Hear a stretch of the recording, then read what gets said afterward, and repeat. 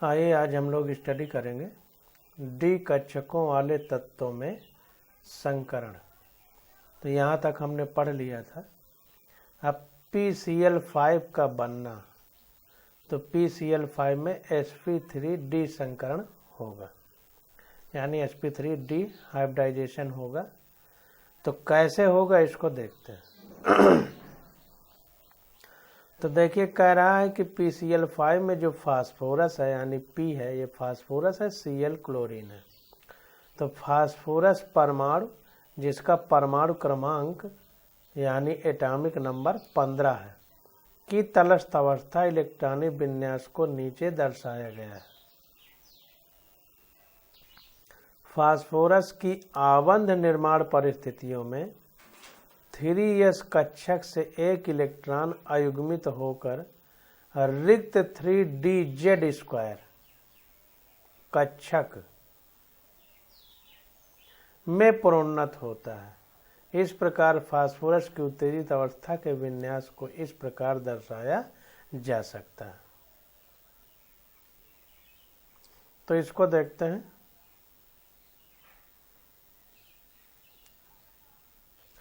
तो यहाँ पर देखिए फास्फोरस में 15 इलेक्ट्रॉन होंगे क्योंकि परमाणु क्रमांक इसका 15 है। तो उदासीन परमाणु अगर होगा तो जितना परमाणु क्रमांक होता है उतने ही इलेक्ट्रॉन होते हैं। तो अब इनको हम लोग भरेंगे। तो इसमें 2 भर गए, इसमें 2 भर गए, इसमें 6 भर गए, इसमें 2 भर गए। तो ये 10 2 12 हो गए, 3 बचे तो इसमें भर गए 3p3 में। तो अब यहाँ देखिए 3s में 2 हैं तो 3s में 2 भर गए, 3p में 3 है तो 1 2 3 भर गए। इसको ध्यान देना है कि s में 1 कक्षक होता है, p में 3 कक्षक होते हैं और d में 5 कक्षक होते हैं। 1 2 3 4 5 बनाया। और f में अगर बनाना होता तो आगे तो 7 होते हैं उसमें। तो ध्यान देना है। तो ये देखिए तटस्थ अवस्था है यानी ग्राउंड स्टेट है, जब किसी प्रकार से उत्तेजन नहीं हुआ है, एक्साइटमेंट नहीं हुआ है, ऊर्जा नहीं मिली है। अब जब उत्तेजित अवस्था आ जाती है तो इस इलेक्ट्रॉन को जब ऊर्जा मिलती है तो ये अपने से आगे वाली कक्षा में प्रस्थान कर जाता है। तो हाँ, कक्षा में नहीं कक्षक में, क्योंकि देखिए 3s 3p3d ये तो है तो सब तीसरी ही कक्षा, लेकिन ये यस से निकल करके डी में चला जाता है। तो ये इलेक्ट्रॉन यहाँ से उछल करके यहाँ से उछलेगा और यहाँ पर आ जाएगा। तो यहाँ से देखिए एक इलेक्ट्रॉन यहाँ पर आ गया। तो ये उत्तेजित अवस्था हो गई। अब उत्तेजित अवस्था हो गई तो देखिए यहाँ पर 1 2 3 4 5 इलेक्ट्रॉन जो है अयुग्मित हैं, यानी जोड़ा नहीं बनाए हैं। तो इन्हीं 5 इलेक्ट्रॉन के साथ Cl के 5 यहाँ पर जोड़ा बनाते हैं और ये देखिए जोड़ा बन गया। तो इस प्रकार से जो है ये परमाणु से अणु बनते हैं और संकरण होता है। 5 क्लोरीन परमाणुओं द्वारा प्रदत्त इलेक्ट्रॉन युग्म द्वारा भरे गए sp3d संकरित कक्षक। अब देखिए एक यस का 3 p के और एक D का इलेक्ट्रॉन है, इसलिए sp3d इसका नाम दे दिया गया संकरण का। अब देखिए क्लोरीन की अगर बात करें तो क्लोरीन में 17 होता है, तो Cl 17। तो अगर इसको देखा जाए तो 2, 8, 7 बाहरी कक्षा का इलेक्ट्रॉनिक विन्यास इसका 7 है।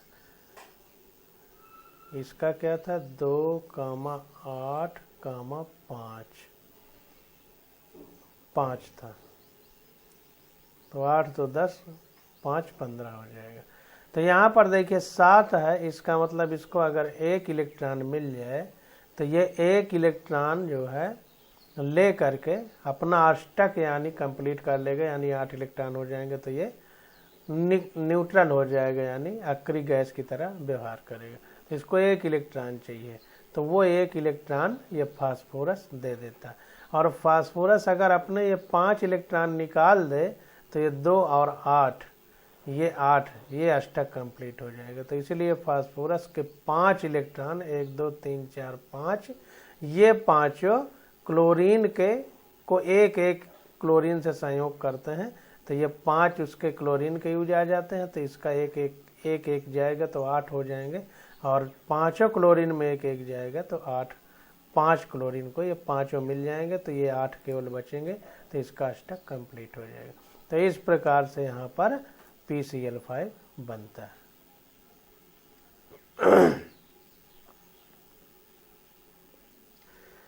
अब देखिए इस प्रकार 5 कक्षक, एक यस 3p तथा एक डी कक्षक संकरण के लिए उपलब्ध होते हैं। इनके संकरण द्वारा 5 sp3d संकर कक्षक प्राप्त होते हैं। 5 मिल गए अभी, जैसा हमने ऊपर बताया, जो त्रिकोणीय द्विपिरामिड के 5 कोनों की ओर उन्मुख होते हैं, जैसा चित्र 4.17 में दिखाया गया है। तो संकरण तो sp3d हो गया और त्रिकोणीय द्विपिरामिड संरचना हो गई। तो यहाँ पर देखिए Cl जो है एक प्लेन में ऐसे Cl आते हैं, तो ये एक हमारा त्रिकोण बन जाता है। अब इन्हीं त्रिकोण में से ये P जो है बीच में एक रहता है, एक P बीच में रहता है, ये P बीच में रहेगा, 3 Cl इस तरह रहते हैं, तो त्रिकोण बन जाता है। इस त्रिकोण को ऐसे ऐसे मिला दिया गया, और ये Cl एक ऊपर हुआ एक नीचे, तो इसको तीनों कोनों को ऐसे ऐसे मिलाया गया। ये P से मिला दिया तो नीचे भी ऐसे मिला दिया, तो एक नीचे पिरामिड बन गया, एक ऊपर पिरामिड बन गया, बीच में त्रिकोण बन गया। तो पिरामिड बने 2, बीच में त्रिकोण 1, तो इसलिए त्रिकोणीय द्विपिरामिड इसकी संरचना हो गई, त्रिकोणीय द्विपिरामिड। तो समझिए कि कैसे संरचना बनाई जाती है, इसके बारे में स्पष्ट हमको पता चले। अब आगे देखते हैं, कह रहा है यहाँ यह ध्यान देने योग्य बात है कि त्रिकोणीय द्विपिरामिडी ज्यामिति में सभी आबंध कोण बराबर नहीं होते हैं, इस बात को ध्यान देना है। PCl5 में फास्फोरस के 5 sp3d संकर कक्षक क्लोरीन परमाणुओं के अर्धवृत्त कक्षकों से अतिव्यापन द्वारा 5 PCl सिग्मा आबंध बनाते हैं। तो कहने का मतलब ये है कि PCl5 के जो फास्फोरस है PCl5 में, उसके 5 sp3d संकर कक्षक जो होते हैं, जैसा अभी हमने ऊपर देखा है, क्लोरीन परमाणु के अर्धवृत्त कक्षकों से, क्लोरीन के जो आधे भरे हुए कक्षक रहते हैं उनसे अतिव्यापन यानी ओवरलैपिंग करके 5 p सिंगल बाड Cl, और जहाँ भी सिंगल बाड होगा तो हमने बताया था कि वो सिग्मा होगा, तो 5 PCl सिग्मा आबंध बनाते हैं। इनमें से 3 PCl आबंध एक तल में होते हैं।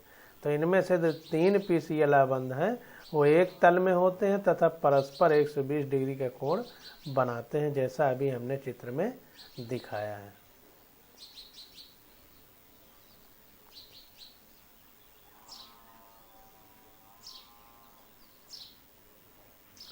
ये देखिए चित्र में, ये कोण 120 डिग्री होगा, ये कोण भी 120 डिग्री होगा, ये कोण भी 120 डिग्री होगा, तो सारे 120 डिग्री के कोण होंगे। तो वही कह रहा है कि 120 डिग्री का कोण बनाता है। ये कोण 120 डिग्री होगी जो P से इस Cl में, ये भी हमारा 120 डिग्री होगा, और इस Cl से इस Cl या P से जो कोण बनेगा ये वाला, ये भी 120 डिग्री होगा। तो इस प्रकार से कोण 120 डिग्री होगा। इन्हें विषुवतीय आबंध या इक्वेटोरियल कहते हैं। ये विषुवतीय हो गए जो अभी हमने दिखाया। अन्य 2 PCl आबंध क्रमशः विषुवतीय तल के ऊपर और नीचे होते हैं तथा तल से 90 डिग्री का कोण बनाते हैं। अब देखिए, अगर ये पूरा एक तल है, जैसे ये प्लेन मान लिया जाए, तो ये P से ये ऊपर चला गया, तो ये तल और ये 90 डिग्री का कोण बनाएगा, ये तल और ये नीचे वाला Cl 90 डिग्री का कोण बनाएगा। तो ये चीज बता रहा है। इन्हें अक्षीय आबंध कहते हैं। इन्हें क्या कहेंगे? एक्सियल बॉन्ड बोलते हैं या अक्षीय आबंध कहते हैं।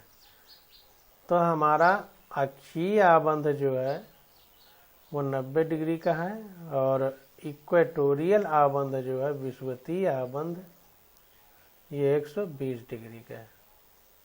इसको ध्यान देना।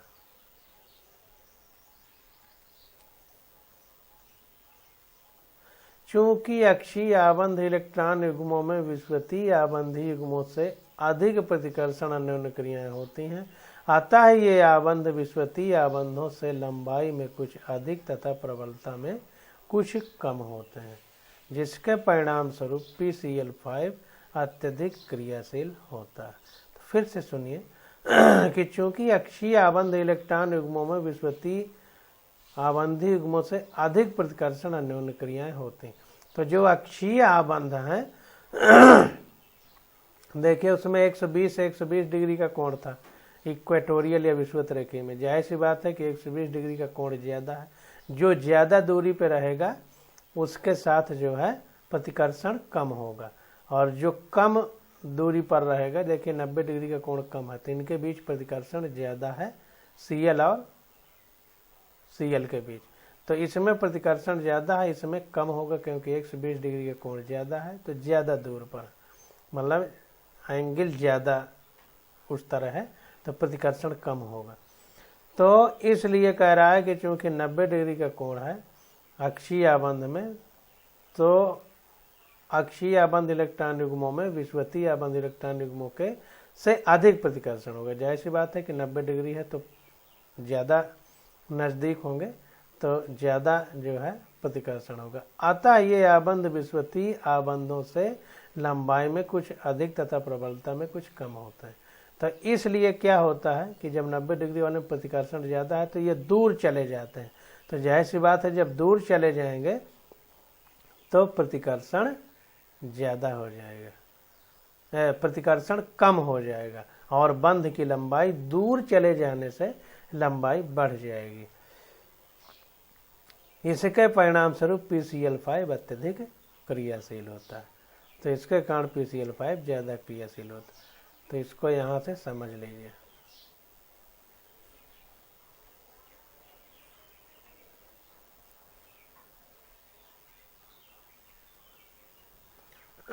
अब SF6 का बनना, तो SF6 है, इसमें sp3D2 संकरण होगा और इसके बारे में देखते हैं। तो SF6 में केंद्रीय सल्फर परमाणु की तलस्थ अवस्था इलेक्ट्रॉनिक विन्यास 3s2 3p4 है। तो यहाँ पर देखिए हमने सल्फर का भर दिया है, तो सल्फर में 16 होंगे, परमाणु क्रमांक 16 होता है, तो जो उदासीन सल्फर का परमाणु होगा उसमें 16 ही इलेक्ट्रॉन होंगे।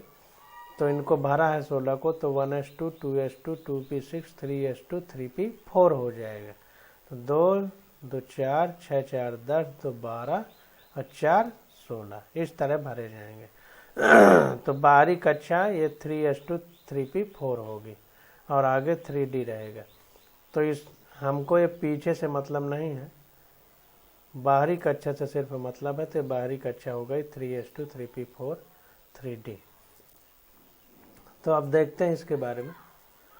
तो देखिए यही देखिए 3s2 3p4 उसने भी भरा है, 3s2 3p4 तलस्थ अवस्था का इलेक्ट्रॉनिक विन्यास जब इलेक्ट्रॉन उत्तेजित नहीं है। तो देखिए 3p और 3d आगे लिख दिए गए। 3s में 2 इलेक्ट्रॉन है 3s2, तो 2 इलेक्ट्रॉन भर दिए गए। 3p में 4 हैं तो 3 कक्षक हैं, तो 1 2 3 कक्षक बना दिया। इसमें 4 इलेक्ट्रॉन भरने, तो पहले एक इलेक्ट्रॉन भर जाता है, फिर आगे भरना शुरू करते हैं। तो पहले एक इलेक्ट्रॉन भर गया, फिर ये इलेक्ट्रॉन का उल्टा चक्रण करके हमने चौथा इलेक्ट्रॉन भर दिया। अब देखिए इसमें ये युग्मित इलेक्ट्रॉन है और ये भी युग्मित इलेक्ट्रॉन है, तो ये 2 इलेक्ट्रॉन डी में जा करके अयुग्मित हो सकते हैं। तो उत्तेजित अवस्था में इसका एक इलेक्ट्रॉन इसका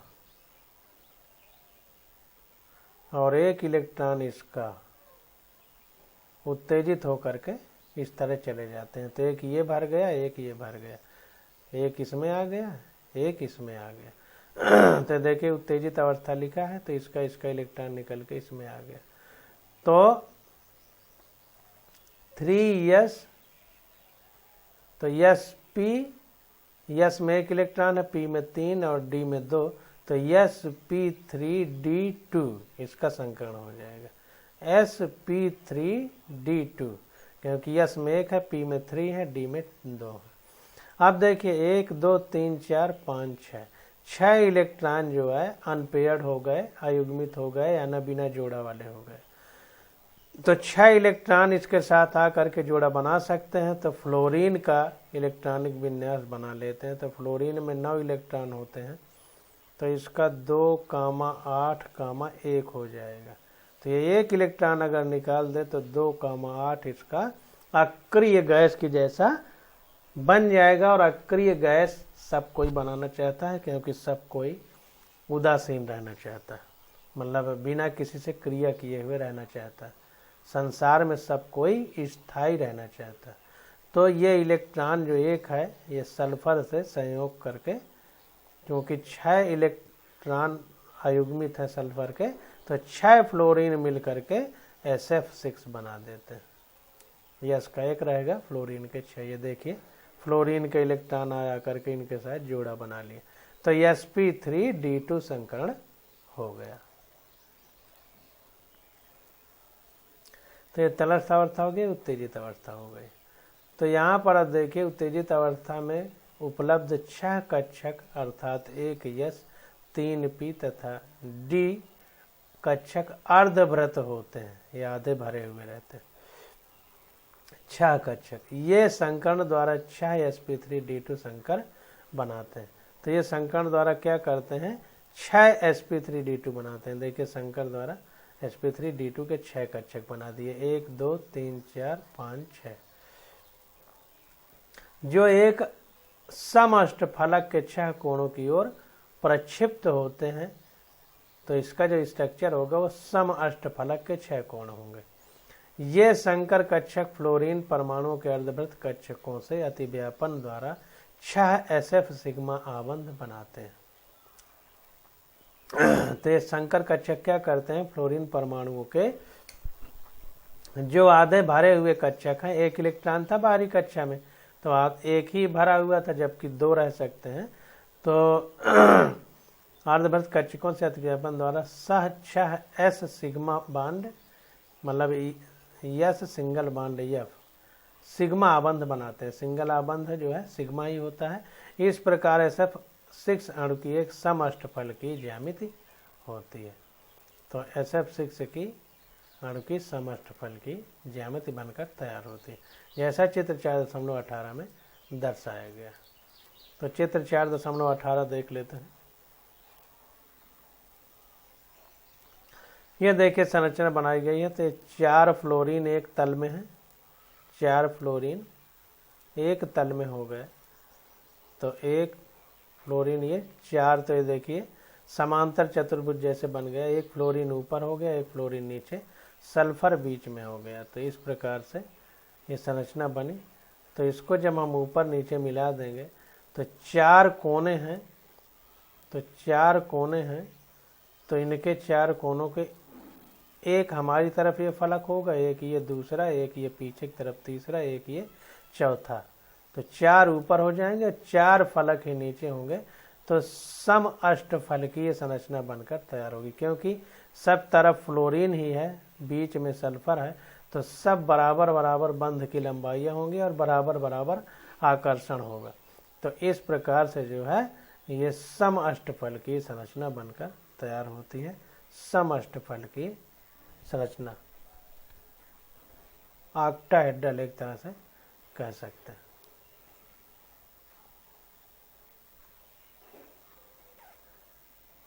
रेगुलर ऑक्टाहेड्रल इंग्लिश में बोला जाएगा। समअष्टफलकीय को रेगुलर ऑक्टाहेड्रल संरचना बनकर के ये तैयार हो गई।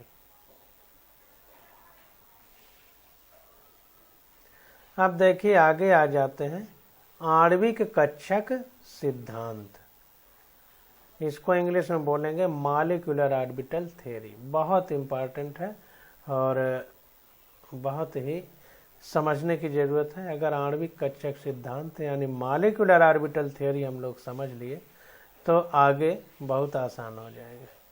तो देखिए क्या कह रहा है, आणविक कक्षक सिद्धांत एफ हुंड तथा आर एस मूलिकन द्वारा सन 1932 में प्रतिपादित या विकसित किया गया था।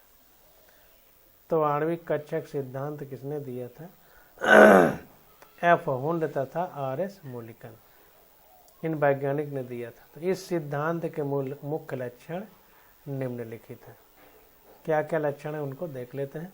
पहला लक्षण, जिस प्रकार परमाणु में इलेक्ट्रॉन विभिन्न परमाणु कक्षकों में उपस्थित रहते हैं, उसी प्रकार अणु में इलेक्ट्रॉन विभिन्न आणविक कक्षकों में उपस्थित रहते हैं। जिस प्रकार परमाणु में इलेक्ट्रॉन विभिन्न परमाणु कक्षकों में उपस्थित रहते हैं, उसी प्रकार अणु में इलेक्ट्रॉन विभिन्न आणविक कक्षकों में उपस्थित रहते हैं। तो इन्होंने बताया कि जैसे परमाणु में कक्षक होते हैं वैसे अणु में भी कक्षक होते हैं। तो जिस प्रकार से परमाणु में विभिन्न कक्षकों में इलेक्ट्रॉन उपस्थित होते हैं, तो उसी प्रकार अणु में भी विभिन्न कक्षकों में इलेक्ट्रॉन उपस्थित होते हैं, जैसा अणु बनने में हम लोग अभी देखते चले आ रहे हैं। अब देखिए, आणविक कक्षक तुल्य ऊर्जाओं एवं उपयुक्त सममित परमाणु कक्षकों के संयोग से बनते हैं। तो कह रहा है कि जो आणविक कक्षक है तुल्य ऊर्जाओं, जो मतलब आपस में लगभग बराबर ऊर्जाएं हैं, एवं उपयुक्त सममित परमाणु कक्षकों के संयोग से बनते हैं, और उपयुक्त जियोमेट्री होती है, सम्मित होती है। जैसे अभी हमने रेगुलर ऑक्टाहेड्रल या सम अष्टफलकीय संरचना पढ़ी SF6 की, तो इनको ध्यान देना। अब तीसरा पॉइंट क्या कह रहा है? कह रहा है परमाणु कक्षक में कोई इलेक्ट्रॉन केवल एक ही नाभिक के प्रभाव में रहता है, जबकि आणविक कक्षक में उपस्थित इलेक्ट्रॉन दो या दो से अधिक नाभिकों द्वारा प्रभावित होता है। तो जाहिर सी बात है कि परमाणु का मतलब अकेला, जैसे Cl का परमाणु, तो अब उसमें Cl अकेला ही है तो एक ही नाभिक के संपर्क में रहेगा इलेक्ट्रॉन, जबकि अणु में एक से अधिक परमाणु होते हैं तो दो या दो से अधिक नाभिकों द्वारा प्रभावित होगा। यह संख्या परमाणु में परमाणुओं की, यह संख्या अणु में परमाणुओं की संख्या पर निर्भर करती है। अब कितने परमाणु मिलकर के अणु बनाए हैं उसकी संख्या पर निर्भर करेगी। इस प्रकार परमाणु कक्षक एकल केंद्रीय होता है, जबकि आणविक कक्षक बहुकेंद्रकीय होता है। तो इससे साफ समझ में आ गया कि परमाणु में सिर्फ एक केंद्रक होता है, जबकि अणु में चूंकि बहुत सारे परमाणु मिलकर के बनाते हैं तो बहुत सारे केंद्रक हो सकते हैं। आगे देखते हैं। कह रहा है कि बने हुए आणविक कक्षकों की संख्या संयोग करने वाले परमाणु कक्षकों की संख्या के बराबर होती। तो जाहिर सी बात है कि जितने भी आणविक कक्षक बनेंगे उनकी संख्या, जितने परमाणु मिलकर के बन रहे हैं तो उन्हीं के कक्षक तो अणुओं के कक्षक में बदल रहे हैं, क्योंकि जो परमाणु मिल के बने उन्हीं को हम अणु कह रहे हैं मिल के बनने के बाद। तो जितने भी आणविक कक्षक हैं उनकी अगर हमें संख्या पूछी जाए तो जितने परमाणु कक्षक संयोग में भाग ले रहे हैं उनकी संख्या के बराबर होता है। जब दो परमाणु कक्षकों को मिलाया जाता है तो दो आणविक कक्षक प्राप्त होते हैं। अब जैसी बात है, दो परमाणु मिल रहे हैं तो दो आणविक कक्षक तैयार होंगे। अब देखिए यहाँ पर दो परमाणु मिलके एक अणु बना रहे हैं, ध्यान दीजिए, अणु तो एक बना रहे हैं लेकिन परमाणुवीय कक्षक दो ही होंगे। जैसे देखिए यहाँ पर ये सल्फर का हमने देखा, तो सल्फर एक परमाणु है तो 1 2 3 4 5 6 6 कक्षक मिलकर मिल रहे हैं SF6 बनने में। तो SF6 का जो परमाणु बन गया तो इसमें भी 6 कक्षक हैं, 1 2 3 4 5 6, जबकि यहाँ पर यह अलग है, यह अलग है, और जब मिल करके SF6 बना तो परमाणु के बजाय अणु बन गया अब, तो कक्षक 6 ही हैं। तो ये ध्यान देना है कि ये नहीं सोचना है कि दो परमाणु मिलकर एक अणु बनाया तो कक्षक दो पहले थे परमाणु में तो अब एक कक्षक बचेगा, एक नहीं बचेगा, दो ही रहेंगे, क्योंकि दो परमाणु मिल रहे हैं तो दोनों के कक्षक रहेंगे तो अणु बनने में कक्षक दो ही रहेंगे, अणु भले एक हो जाएगा। तो इसको ध्यान देना है। तो वही कह रहा है कि दो आणविक कक्षक प्राप्त होते हैं दो परमाणु कक्षकों को जब मिलाया जाता है। इनमें से एक आबंधन आणविक कक्षक और दूसरा प्रति आबंधन आणविक कक्षक। तो आबंधन आणविक कक्षक और प्रति आबंधन आणविक कक्षक, इसको ध्यान देना।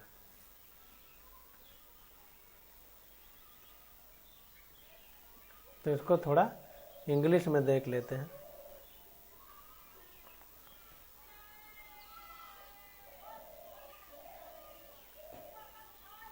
तो यहाँ पर देखिए बॉन्डिंग मॉलिक्यूलर ऑर्बिटल यानी आबंधन कक्षक, और प्रति आबंधन कक्षक को बोलेंगे एंटी बॉन्डिंग मॉलिक्यूलर ऑर्बिटल। तो बॉन्डिंग मॉलिक्यूलर ऑर्बिटल और एंटी बॉन्डिंग मॉलिक्यूलर ऑर्बिटल यानी आबंधन आणविक कक्षक तथा दूसरा प्रति आबंधन आणविक कक्षक। आगे देखिए क्या कह रहा है, आबंधन आणविक कक्षक की ऊर्जा कम होती है, अतः इसका स्थायित्व संगत प्रति आबंधन आणविक कक्षक से अधिक होता है। तो जो आबंधन कक्षक है जिसने बंध बना लिया, तो जाहिर सी बात है कि बंध बनने में कुछ ऊर्जा बाहर निकली होगी, तो जितनी ऊर्जा बाहर निकलेगी उतना ऊर्जा कम हो जाएगी। तो जितनी ही ऊर्जा कम होगी उतना स्थायी होता है कक्षक। तो वही कह रहा है कि आबंधन ऊर्जा कक्षक की ऊर्जा कम होती है आबंधन आणविक कक्षक की, अतः इसका स्थायित्व, अब जाहिर सी बात है ऊर्जा कम होगी तो उछल कूद नहीं मचाएगा, जब ऊर्जा होगी तभी उछल कूद मचाएगा, तो ज्यादा स्थायी रहेगा, एक जगह ज्यादा रहेगा। तो आबंधन कक्षक की ऊर्जा कम होगी तो स्थायित्व ज्यादा होगा, और प्रति आबंधन कक्षक की ऊर्जा अधिक होगी तो स्थायित्व कम होगा। इसको ध्यान देना। अगला पॉइंट कह रहा है, जिस प्रकार किसी परमाणु के नाभिक के चारों ओर इलेक्ट्रॉन प्रायिकता वितरण परमाणु कक्षक द्वारा दिया जाता है, उसी प्रकार किसी अणु में नाभिकों के समूह के चारों ओर इलेक्ट्रॉन प्रायिकता वितरण आणविक कक्षक द्वारा दिया जाता है। तो इलेक्ट्रॉन का जो वितरण होता है परमाणु के नाभिक के चारों ओर, वही नाभिक होता है, फिर उसके चारों ओर इलेक्ट्रॉन होते हैं। तो वही कह रहा है कि जो परमाणु का नाभिक है उसके चारों ओर जो इलेक्ट्रॉन वितरित हो रहे हैं उसका प्रायिकता वितरण, प्रायिकता का मतलब होता है एक तरह से किसको कितना महत्व मिल रहा है।